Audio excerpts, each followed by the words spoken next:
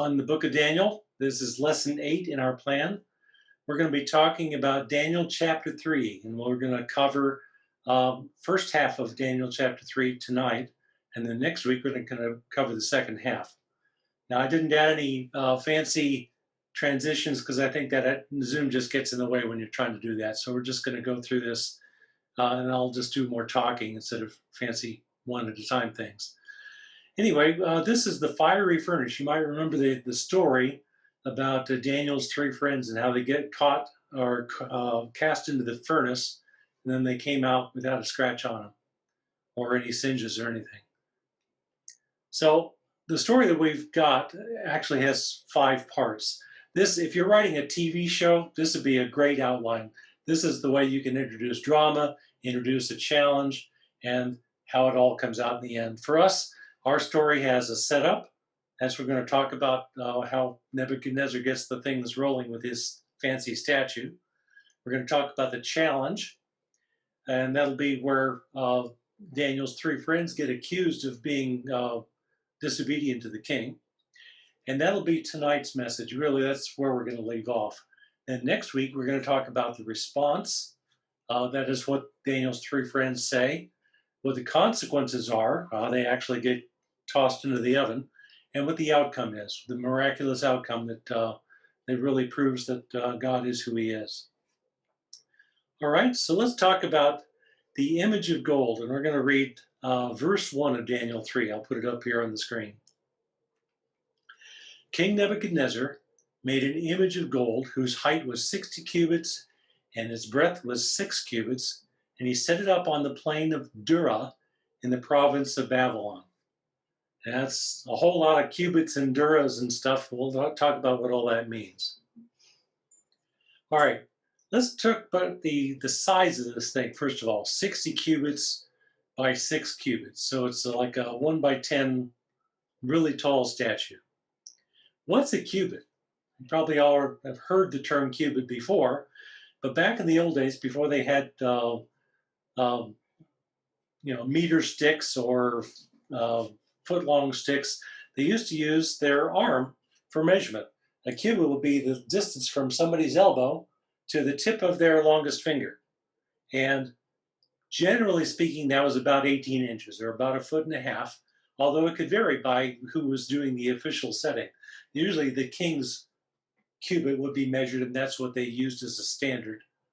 But generally speaking, it's 1.5 feet. So the word cubit, by the way, comes from the Latin cubitus, meaning elbow, and cubo, meaning to lie down. So you would measure things by putting your arm down and then putting your arm down again and going along and trying to get the distance that way. So 60 cubits tall, 6 cubits wide means this statue is about 90 feet high and about 9 feet wide, which is pretty good size and something you could see from a long distance, especially in Babylon where they were on plains. There weren't any mountains or anything around, so you could tell that this thing was there. It's notable that the numbers 60 and 6 are used. How many know that there's a circle that has 360 degrees in it? Yeah? And how many minutes are in an hour? 60 minutes. How many seconds are in a minute? 60 minutes. All this comes from the base 60 mathematics that was pioneered in the Babylonian times. It's still with us today for a lot of our measurements. 360 days, actually 365 days, but a prophetic year is 360 days. So 360 or multiples of 60 are very popular even now. So that's probably why he chose 60 cubits high and 6 cubits wide, because it was part of the same number system that they were used to. So he set it up on the plain of Dura in the province of Babylon. I tried to find a map of where Dura was, but the problem is that nobody really knows for sure exactly.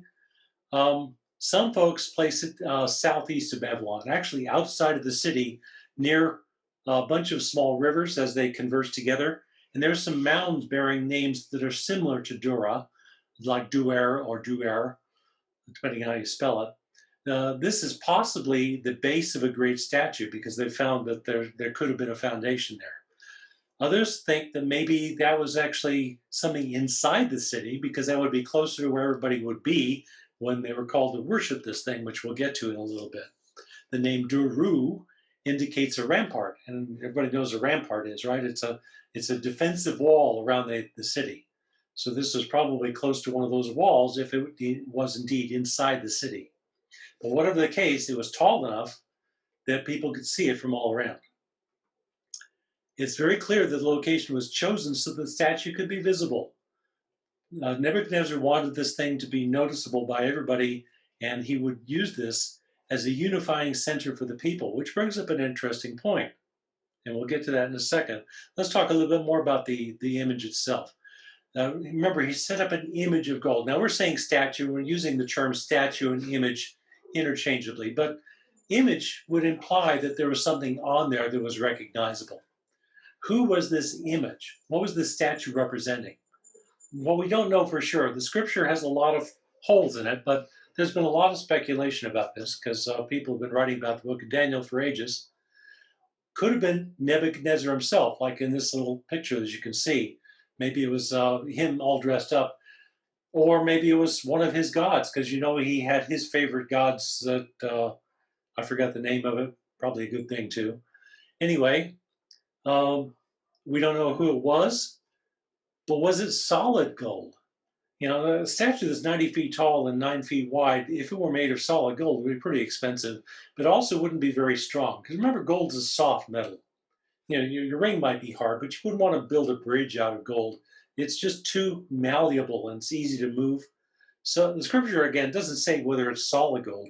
It does say that it was gold from top to bottom, that it was visibly gold and not a mixture of metals like we heard from that other statue. Most likely, like they built the Ark of the Covenant, remember, as wood with gold overlaid on top of it. That was a very common construction method. It was possible that this was the same thing. It was a wooden statue, very solid and able to stand up on its own, and they overlaid it with gold.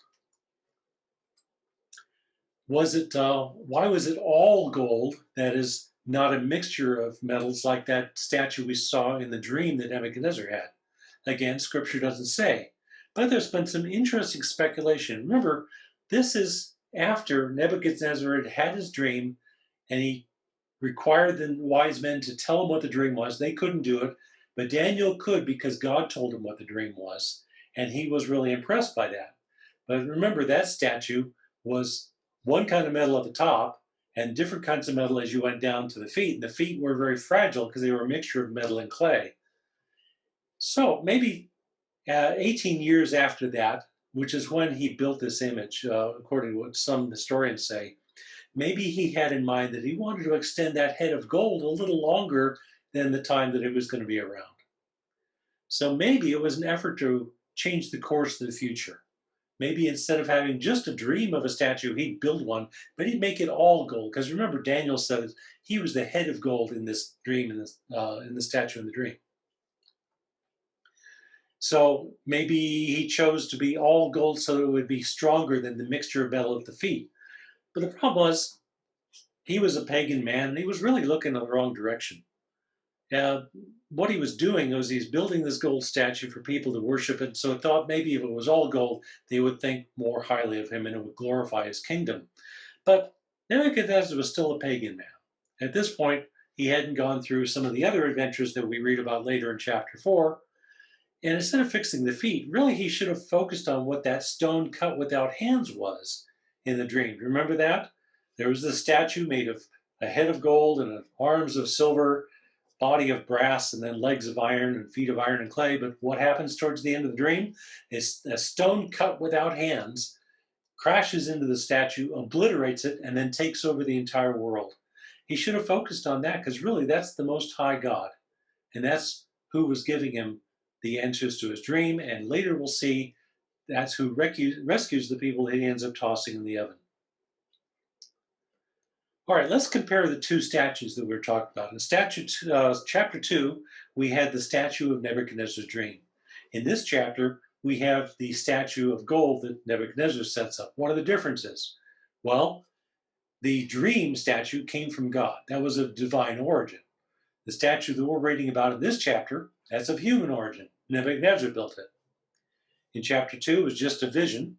In chapter 3, he's made it a real statue. You can look up to it and see it and touch it.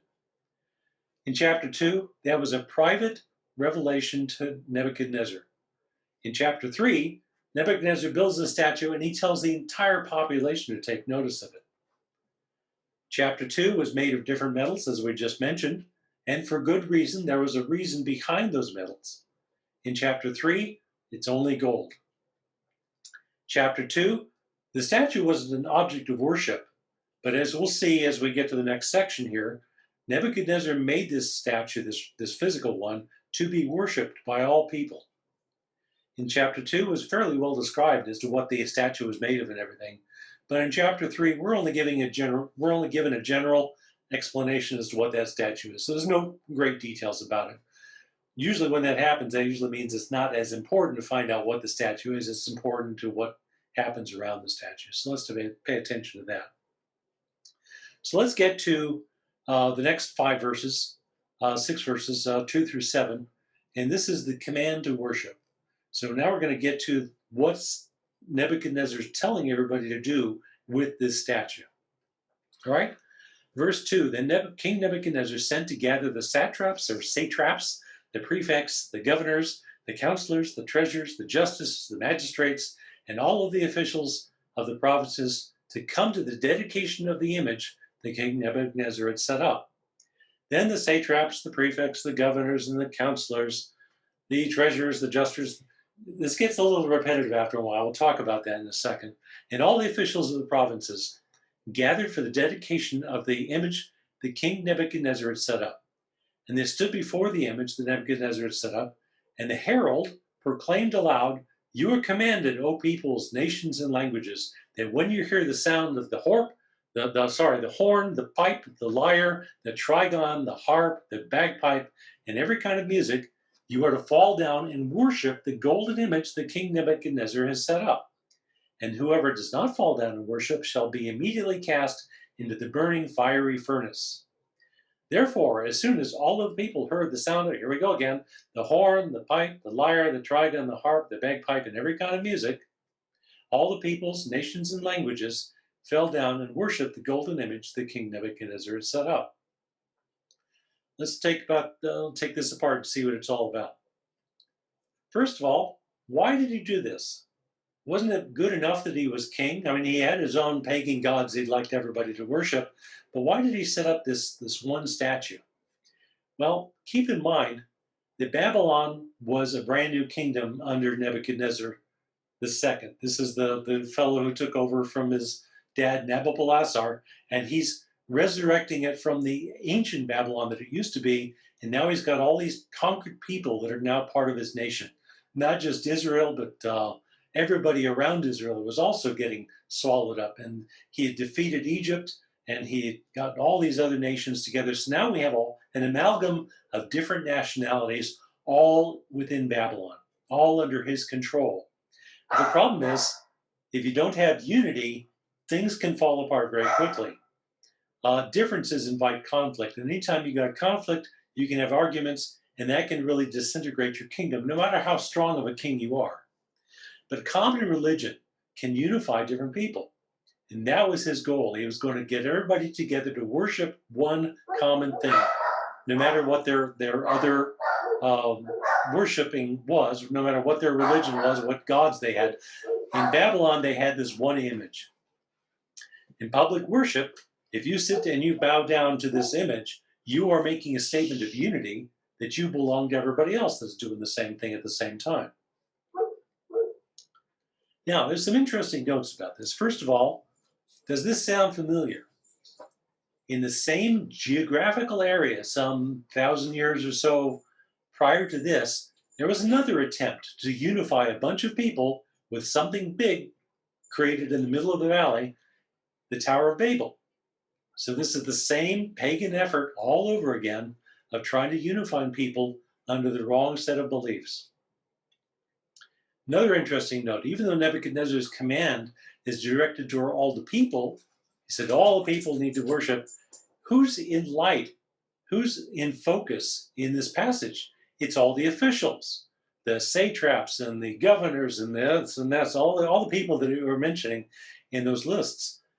These are the guys that are getting the instruction first, and it's them that they're supposed to go to their own people and make sure everybody complies. And that happens to put the focus on Daniel's three friends, as we're going to see shortly. So the satraps, the prefects, satraps or satraps, the governors, the counselors, the treasurers, the justices, the magistrates, and all the officials of the provinces. I've heard of magistrates, right? That's like if you're in a court system, that'd be the judge. Justices, judges as well. Treasurers, heard of treasurers? I've heard of treasurers. Counselors even. Governors even. We have a governor. Prefects, well, that's a kind of a Roman thing, but predates Rome even, but what's a satrap? A satrap. A satrap or satrap is a governor of a satrapy, and that is a term that referred to a Babylonian province. Now, what's neat is they were like a viceroy. You remember, viceroy is like somebody who co-owns the kingdom, right? He's in charge with somebody else, so he's a vice king in rulership with somebody else. We'll find later on in Daniel, when we get to Belshazzar, that he's actually a viceroy. He's a co-king because his father is still king. We'll talk about that sometime later. So they're like a viceroy. They do have some autonomy over their own group, but they're in charge of the province that they're in. The term satrap continued to be used throughout the Medo-Persian Empire and afterwards. And you might remember the satraps being mentioned in the book of Ezra when they were rebuilding the city of Jerusalem and the temple. Satraps were all against that, and they were trying to stop him from making doing the construction. Now, prefect is another term similar and used even beyond into Roman times of a governmental position, and the word prefect comes from one who is first. So prefect is like the primary person. Okay, and the herald proclaimed aloud, and we'll talk about what aloud means in other translations. You are commanded, O peoples, nations, and languages. So this herald, he's the guy in charge of putting out the message. In other translations in English, instead of saying aloud, it says that he shouted it out, or he loudly proclaimed. In other words, this herald is actually trying to get a message out that everybody can hear. And in a plain area like Babylon, that wouldn't be too hard. If you get up high enough, you can get everybody's attention. So this means everybody had a chance to hear the message. So there was no excuse for not bowing down because you didn't hear the message to call out to worship. All right, so that's why he was proclaiming aloud to get everybody's attention. And he said, O peoples, nation, the language, that when you hear the sound of the horn, the pipe, the lyre, the trigon, the harp, the bagpipe, and every kind of music, you're to fall down and worship the golden image that King Nebuchadnezzar has set up. Interesting that he's using music. Music's kind of an important clue here. Warren Wiersbe said that Nebuchadnezzar was actually very wise to use instrumental music because it could stir the people's emotions as well as give them a command. It would make it easier for him to manipulate them and win their submission and obedience. And throughout history, music and song have played an important role in strengthening nationalism, motivating conquest, and inspiring people to act. I mean, music plays a part in our own country. We have the national anthem. We have marching music. We have all sorts of these things to bring about a feeling of nationalism even in our own country. So here, Nebuchadnezzar was doing the same thing, choosing to make all this music.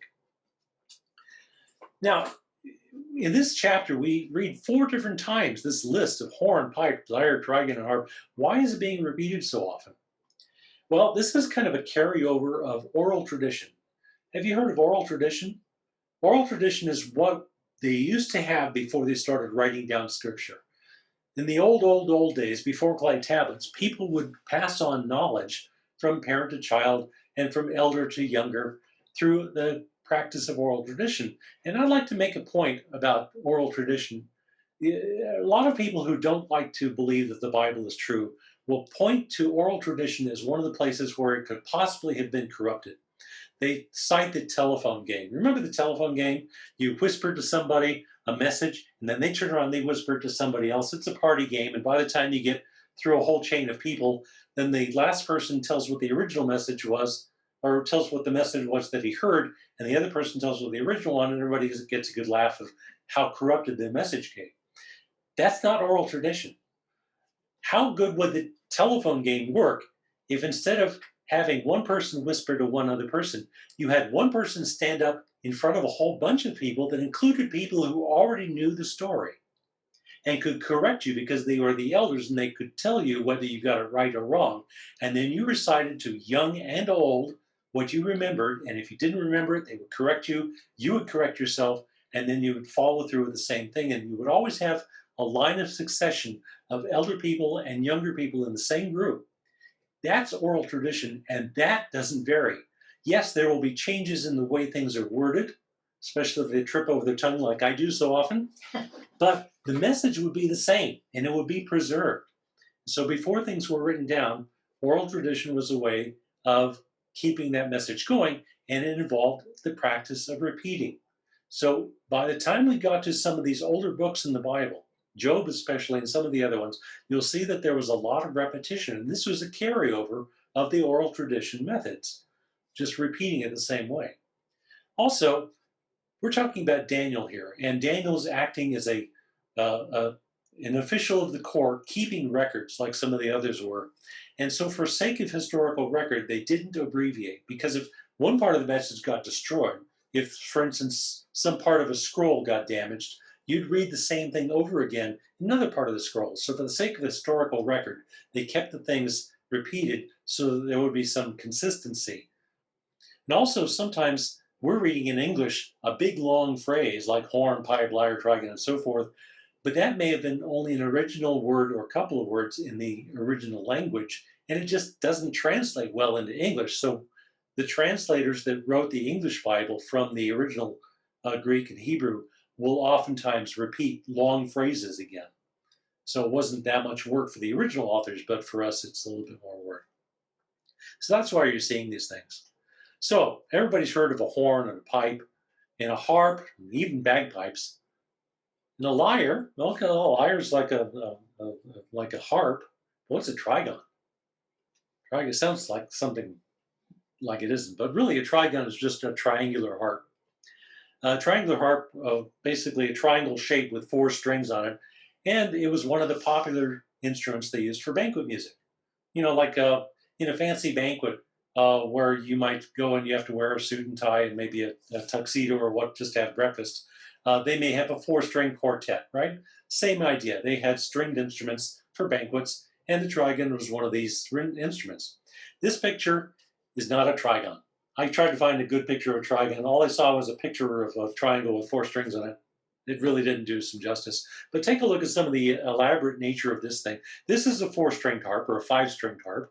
And you can see that there's 5 strings with tuning knobs at the bottom, sort of a hollow chamber with 2 antelope horns that have been trimmed so they don't scratch anybody. But those are holding up the strings, and then there's this centerpiece with 3 rods in it. That's sort of like an echo chamber to make it louder. So this is one of the possible instruments that they were using as part of this presentation. And I'm sure they played it loud enough where everybody got the attention and they were supposed to follow through with the command. Now, here's another, I'm full of interesting notes. There's another, the Aramaic names of these instruments like lyre and harp and bagpipe. If you read the original Aramaic, remember we're in the Aramaic section of Daniel, they were actually probably borrowed from the Greek language. And this is yet another thing that people don't think the Bible is true will point out, say, wait a minute, the Greek language, that would mean this book had to be dated to 323 BC, some 300 years after Daniel said it was written. Because, you know, the Greek language, right, and the Greek instruments, so they must have borrowed this from modern Greek or more modern Greek times rather than the times of Babylon that Daniel said he wrote this in. What they overlook, though, tell people if they tell you about this, that the Greek culture and influence far predate Alexander in the 300s. It goes way back beyond the 600s. Greek's been around a long time, and the Greek culture's been around a long time. And so the names of these things, if they were popular at any point in time in Greek, they could have been popular in Babylonian times or anywhere people spoke Aramaic. So this is not evidence for a late date for the book. Okay? All right, let's get to the challenge. This is going to wrap up our section 8 through 12. We're just going through verse 12 today. So, therefore, at that time, this is when they were just getting started with this worship, the Chaldeans came forward and maliciously accused the Jews. They declared to King Nebuchadnezzar, "O king, live forever." That was a common thing that they would say to the king. "O king, live forever. You, O king, have made a decree that every man who hears the sound of the," here we go again, "horn, pipe, and lyre, and trigon, and harp, and bagpipe, and every kind of music shall fall down and worship the golden image. And whoever does not fall down and worship shall be cast into a burning fiery furnace. There are certain Jews whom you have appointed over the affairs in the province of Babylon, Shadrach, Meshach, and Abednego." Remember, these were the Babylonian names of the three guys. They had Hebrew names, which I can't remember off the hand. I should have memorized it, but I didn't. Anyway, Shadrach, Meshach, and Abednego were the three friends of Daniel. "These men, O king, pay no attention to you. They do not serve your gods or worship the golden image that you've set up." So let's take a look at this. Certain Chaldeans. Do you remember back in chapter 2, we had a problem with Daniel and all the wise men, and we had all sorts of soothsayers and thises and that's, and one of the peoples that were mentioned as the wise men were the Chaldeans. All Babylonians at one point were Chaldeans. It was the Chaldean area, the Chaldean people. But by the time of Nebuchadnezzar, the only ones that were called Chaldeans at that point were the learned men, the wise men. These are the ones that had all the secret knowledge. They were the ones that took care of the books and all the extra special stuff that was supposed to be part of the smart guys. They were driven by jealousy. Remember, Daniel was promoted above everybody else when he was able to reveal what the dream was. They were also, keep in mind, being influenced by Satan, who's never been a friend of Judea or of God or anybody who aligns themselves with God. And that includes us, by the way. So they said there were certain Jews who have been appointed over the affairs of the province of Babylon. And we mentioned the three guys. "O king, they don't pay any attention to you. They don't serve your gods or worship the golden image that you've set up." So what are they doing? The Chaldeans are accusing Shadrach, Meshach, and Abednego of being disloyal to the king. I mean, it's one thing to have your own religion. After all, Babylon was a conglomeration. He had all these people, they had their own gods and everything, but he was trying to unify them under one additional God, and that was this thing. So what they were trying to do is they were painting it to be insurrection. So they were saying not just they were failing to worship, but they were failing to do as they were instructed. In other words, they were being disobedient to the king. But what's the actual truth? We don't read anywhere about Shadrach, Meshach, and Abednego stirring up any rebellion. They are very quietly doing what they know to be true, to worship God and only God, and not to bow down to idols. Remember, bowing down to an idol is directly forbidden by the second commandment of the Ten Commandments, mentioned in Exodus 20 and mentioned again in Deuteronomy. There was no mistaking that they should not bow to idols. And keep in mind, these are the exiles that are coming into Babylon. And Daniel's friends were righteous. They were trying to obey God's law as best they could. They remembered the reason why they were being taken out of Judea, because Judea was being very disobedient. One of the things they were doing is they were bowing down to idols, the Queen of Heaven and Baal and all these other idols. So Daniel's friends knew full well that it was their best. Doing their best was to be obedient to God first and to the king second. Interesting note, your obedience to God becomes more obvious to everybody around you whenever the laws of man diverge from the laws of God. So when God says, "do not kill," and the law of the land says, "do not kill," if you don't kill people, you pretty much blend in. But when the law of the land says, "do one thing," and God says, "do another," and you follow God first, it's going to become obvious sooner or later. And it becomes more obvious, more those two diverge. I don't know if I remembered putting it in here, so I'll mention as well. We see Shadrach, Meshach, and Abednego on the spot for this. We don't see Daniel. Why? Well, and I'm probably have this in a slide already, so if I come to it, I'll skip over real quick. But There's a couple of reasons. First of all, it could have been that Daniel was away on a mission. After all, being an official of the court, he may have been sent to another part of the province, and so he wasn't local. But more likely, what's the case is the Chaldeans are accusing what they see as an easy target. They don't want to attack Daniel because Daniel's already a favorite of the king. He's already been promoted above everybody else because he and he alone brought the meaning of that dream to Nebuchadnezzar in a supernatural way. So he recognized that everybody recognized that Daniel was something special. Shadrach and Meshach and Abednego, they had not done anything special yet. So the Chaldeans saw his three friends as an easy target, and that's why they went after him. So that's our chapter, or at least the first 12 verses of our chapter. Next week, we're going to get into what happens and fill out the rest of our story. But let's talk about some questions we can ask ourselves.